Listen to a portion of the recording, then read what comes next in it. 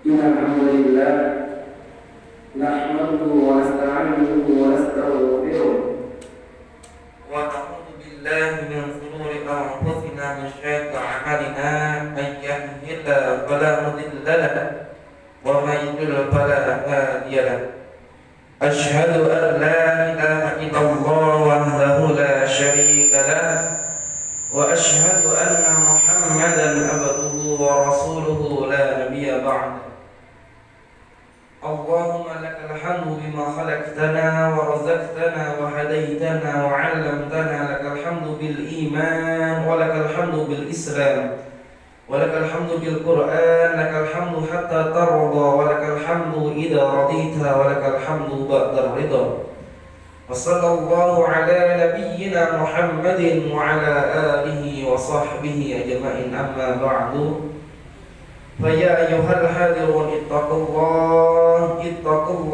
حق تقاته ولا تموتن إلا وأنتم مسلمون. Jemaah sidang Jumat yang dirahmati Allah, pertama-tama marilah kita senantiasa memanjatkan rasa syukur kita atas kehadirat Allah Subhanahu wa taala.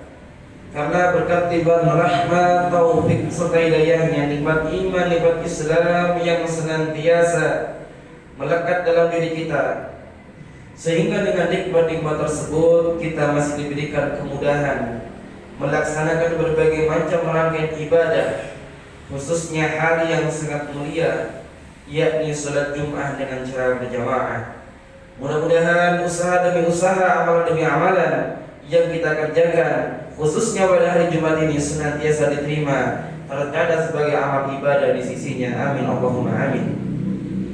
Kedua kalinya tak terlupakan salawat serta salam semoga senantiasa tercurah limpahkan kepada junjungan kita Nabi besar Nabi Muhammad sallallahu alaihi wasallam, Nabi yang senantiasa kita ikuti ajarannya, kita taati sunnah-sunnahnya. Mudah-mudahan kita selaku umatnya bisa mendapatkan syafaatnya kelak di yaumul qiyamah. Amin Allahumma amin.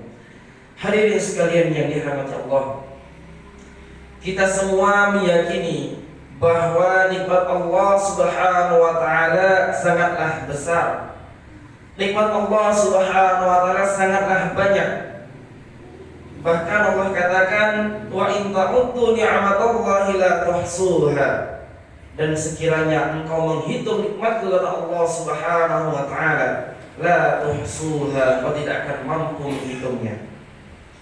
Bahkan hadirin sekalian yang dirahmati Allah, sekiranya lautan atau bahkan seluruh air yang ada di dunia ini dijadikan tinta, dan pepohonan ranting-ranting yang ada di dunia ini dijadikan pena, semua tidak akan mampu cukup untuk menulis nikmat-nikmat Allah Subhanahu wa taala yang ada di dunia ini. Maka hadirin sekalian yang dirahmati Allah, berbicara tentang kenikmatan yang ada di dunia, kita harus memahami bahwa nikmat ini diberikan kepada siapa saja yang ada di dunia ini. Tidak hanya diberikan kepada orang-orang yang beriman. Bisa jadi orang yang tidak beriman Allah berikan kenikmatan dunia. Itu membuktikan bahwa dunia ini hadirin sekalian yang dirahmati Allah adalah nikmat yang tidak ada nilainya di dalam Allah Subhanahu wa taala. Kalau sekiranya nikmat dunia itu ada nilai, sudahlah pasti Allah tidak akan memberikan nikmat tersebut kepada orang-orang yang tidak mau beriman kepadanya. Maka dengan demikian hadirin sekalian yang dirahmati Allah, patutlah kita sebagai orang yang beriman harus senantiasa mensyukuri nikmat Allah Subhanahu wa taala. Bersyukur dengan nikmat Allah, ada banyak hal yang harus kita syukuri. Tapi pada kesempatan yang mulia ini, insya Allah hanya akan ada 3 atau 4 hal-hal yang harus senantiasa kita syukuri dengan adanya nikmat-nikmat Allah Subhanahu wa taala. Di antaranya hadirin sekalian yang dirahmati Allah, mungkin kita akan mengatakan nikmat pertama adalah nikmat harta. Tidak hadirin. Harta nomor sekian. Yang pertama yang berupa nikmat dari Allah Subhanahu wa taala, yang patut kita bersyukur, yakni nikmat ketika kita mampu mensyukuri nikmat Allah. Lantas apa maksudnya? Kalau kita memahami makna syukur, hadirin sekalian yang dirahmati Allah, diambil dari kata syakara yashkuru, artinya kita bersyukur. Maka pada hakikatnya orang-orang yang mengaku beriman kepada Allah Subhanahu wa taala, kemudian dia diberikan kenikmatan, kalau dia mampu bersyukur oleh Allah, atau kepada Allah Subhanahu wa taala dia mampu bersyukur, maka syukur itu mampu mendekatkan dirinya di hadapan Allah Subhanahu wa taala. Maka makna syukur bukan berarti orang yang gemar memberi, bukan orang yang gemar meringankan beban saudaranya, mudah menolong sana sini, tidak.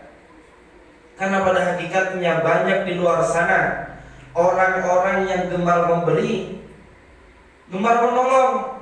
Seringkali kita melihat di sosial media, maka aktif katakan orang-orang yang senantiasa membagi-bagikan hadiah, senantiasa menolong orang yang kesusahan. Apakah itu makna bersyukur? Ternyata tidak, hadirin sekalian yang dirahmati Allah.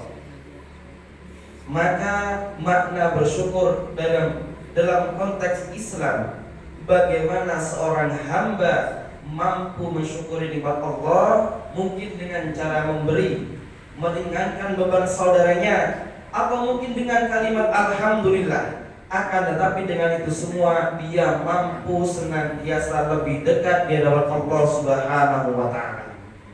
Maka ini adalah nikmat yang tidak setiap orang memahaminya. Maka perlu kita pahami, hadirin sekalian yang dirahmati Allah, kalau nikmat bersyukur adalah nikmat yang sangat berharga, maka kita sebagai orang yang beriman harus senantiasa pandai bersyukur. Ketika kita mampu memberi, kita mampu meringankan beban saudara kita, dengan cara apa? Senantiasa mendekatkan diri kita di hadapan Allah Subhanahu wa taala. Itu yang pertama, hadirin sekalian yang dirahmati Allah. Yang kedua, nikmat yang harus senantiasa ada dan patut untuk senantiasa kita syukuri di hadapan Allah Subhanahu wa taala, yakni adalah nikmat iman. Kenapa iman ini begitu penting? Karena pada hakikatnya, hadirin sekalian yang dirahmati Allah, iman itu yazidu wa yanqus. Iman akan ada kalanya naik, akan ada kalanya turun. Yazidu bit ta'ah, naiknya keimanan seorang hamba diiringi dengan ketakwaan kepada Allah Subhanahu wa taala. Dan bisa jadi turunnya keimanan seorang hamba karena kemaksiatan-kemaksiatan yang ada dalam kehidupannya. Maka ketika kita diberikan keimanan oleh Allah, harus senantiasa kita jaga.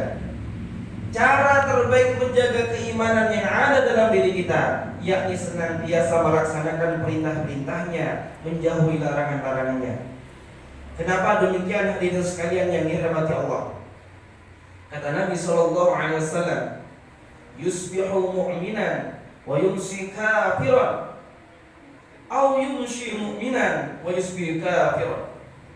Nanti akan ada seseorang yang mungkin pagi hari dia beriman, akan tetapi sore hari dia orang-orang kafir. Atau bisa jadi sore harinya dia beriman, akan tetapi pagi harinya dia menjadi orang yang kafir. Maka hadirin sekalian yang dirahmati Allah, harus senantiasa kita jaga keimanan kita. Cara terbaik menjaga keimanan senantiasa melaksanakan perintah-perintahnya, menjauhi larangan-larangannya. Atau mungkin senantiasa berdoa kepada Allah Subhanahu wa taala. Mungkin dengan doa, ya muqallibal qulub, tsabbit qalbi 'ala dinik wa 'ala ta'atik. Ya Allah, Engkaulah zat yang membolak-balikan hati, maka teguhkanlah hati hamba dalam keimanan kepada Engkau, bukan dalam kemaksiatan dan lain sebagainya. Maka hadirin sekalian yang dirahmati Allah, ini adalah nikmat iman. Nikmat iman yang tidak setiap orang mampu bersyukur atas nikmat tersebut. Dan salah satu ciri orang yang mampu mensyukuri nikmat iman di sini adalah orang-orang yang senantiasa menjaga ibadahnya di hadapan Allah Subhanahu wa taala. Hadirin sekalian yang dirahmati Allah, Nikmat yang ketiga yang harus senantiasa ada dan harus senantiasa kita syukuri di hadapan Allah Subhanahu wa taala, yakni nikmat diberikan karunia berupa anak-anak yang soleh maupun solihah. Karenanya hadirin sekalian yang dirahmati Allah, setiap orang menginginkan keturunan, tapi perlu kita pahami, setiap keturunan yang lahir, keturunan yang hidup, keturunan yang ada dalam kehidupan kita, itu semua menjadi tanggung jawab kita di hadapan Allah Subhanahu wa taala. Kalau anak-anak kita menjadi anak-anak yang soleh solihah, kita didik mulai kecil dengan ilmu-ilmu agama. Kalaupun kita kenalkan ilmu dunia, setidaknya kita bekali dengan ilmu agama terlebih dahulu, agar tidak menjadi orang-orang yang sesat, orang-orang yang cerdas tapi lupakan perintah-perintah Allah Subhanahu wa taala. Maka orang-orang seperti ini adalah orang-orang yang beruntung. Kenapa demikian? Karena sungguh investasi terbaik seorang hamba atau orang tua di hadapan Allah Subhanahu wa taala, yakni apabila dia memiliki anak-anak yang soleh dan solihah. Bahkan Nabi SAW mengatakan, "Idza matal insan in qata'a anhu 'amaluhu illa salasatin. Shadaqatun jariyah, al-ilmu yantafa'u bih, aw waladin shalihin yad'u lahu." Apabila meninggal seorang hamba atau anak cucu Adam di antara engkau, maka terputuslah seluruh amalnya, illa min salasah, kecuali dari 3 perkara. 3 di sini adalah shadaqatun jariyah, sedekah jariyah. Al-ilmu yantafa'u bih, ilmu yang bermanfaat. Aw waladin shalihin yad'u lahu, anak-anak soleh solihah yang senantiasa mendoakan orang tuanya. Maka dari sini hadirin sekalian yang dirahmati Allah, perlu kita pahami bahwa diri kita sebagai orang tua wajib hukumnya untuk senantiasa mengenalkan kepada anak-anak kita ilmu-ilmu agama. Minimal kita kenalkan bagaimana pentingnya menjaga sholat, bagaimana pentingnya untuk bisa membaca Al-Quran, bagaimana pentingnya untuk senantiasa menutup aurat, katakanlah. Karena apa hadirin sekalian yang dirahmati Allah? Kalau sekiranya nanti anak-anak yang telah lahir dari keluarga kita tidak kita didik dengan ilmu-ilmu agama, dia tidak sholat kita biarkan, dia tidak berpuasa pada bulan Ramadan kita biarkan, bahkan anak perempuan kita membuka aurat kita biarkan, maka suatu saat kalau kita tidak mampu mengingatkannya, maka kelak di yaumul qiyamah dia akan datang mengadu kepada Allah Subhanahu wa taala. Ya Allah, sungguh orang tuaku semasa aku hidup, aku melaksanakan keburukan, dia tidak mau menegurnya. Aku tidak melaksanakan sholat, orang tuaku bilang biar saja, tidak mau menegur saya. Bahkan ketika saya tidak menutup aurat, orang tua saya membiarkan saya begitu saja. Maka hari ini saya meminta keadilan Engkau ya Allah. Maka dari sinilah hadirin sekalian yang dirahmati Allah, menjadikan suatu renungan bagi diri kita sebagai orang tua, harus senantiasa mendidik anak-anak kita. Kita didik dengan ilmu-ilmu agama. Karena apa? Kalau sekiranya kita telah menyekolahkan, katakanlah, kita taruh di TPQ, kita taruh di madrasah diniyah, kita taruh di pondok pesantren, katakanlah, itu pada hakikatnya kita telah menggugurkan kewajiban kita sebagai orang tua yang mengenalkan agama. Bisa jadi nanti meringankan hisab kita di hadapan Allah Subhanahu wa taala. Kalau sekiranya anak-anak kita menuntut, kita bisa menjawab bahwa dulu kita pernah menyekolahkan anak kita pernah menitipkan anak kita di pondok pesantren dan lain sebagainya. Dan mudah-mudahan hadirin sekalian yang dirahmati Allah, kita semua tergolong sebagai orang-orang yang bersyukur, baik bersyukur dengan namanya keimanan, baik bersyukur dengan adanya anak-anak yang soleh dan solihah, dan mudah-mudahan kita tergolong sebagai orang-orang yang dijauhkan oleh Allah dari sifat kufur. Karena apa hadirin sekalian yang dirahmati Allah? Kata Allah Subhanahu wa taala, la in syakartum la azidannakum wa la in kafartum inna azabi lasyadid. Sekiranya engkau bersyukur atas nikmat yang telah aku berikan kepada engkau, kata Allah Subhanahu wa ta'ala, maka kata Allah akan aku tambah nikmat kepadamu. Wala in kafartum, sekiranya engkau kufur dengan berbagai macam nikmat yang telah Allah sediakan. Allah berikan jabatan tapi dengan jabatan kita lalai. Allah berikan harta tapi dengan harta kita malah jauh di hadapan Allah Subhanahu wa ta'ala. Bahkan Allah berikan anugerah anak yang soleh solihah, tapi diri kita tidak mampu membimbingnya. Maka kata Allah, inna azabi lasyadid, sungguh azabku sangatlah pedih. Mudah-mudahan kita tergolong sebagai orang-orang yang bersyukur di hadapan Allah Subhanahu wa ta'ala dan dihindarkan dari sifat syukur. Amin Allahumma amin. Barakallahu li wa lakum fil Qur'anil azim, wa nafa'ani wa iyyakum bima fihi minal ayati wa dzikril hakim, wa taqabbala minni wa minkum tilawatahu innahu was-sami'ul 'alim.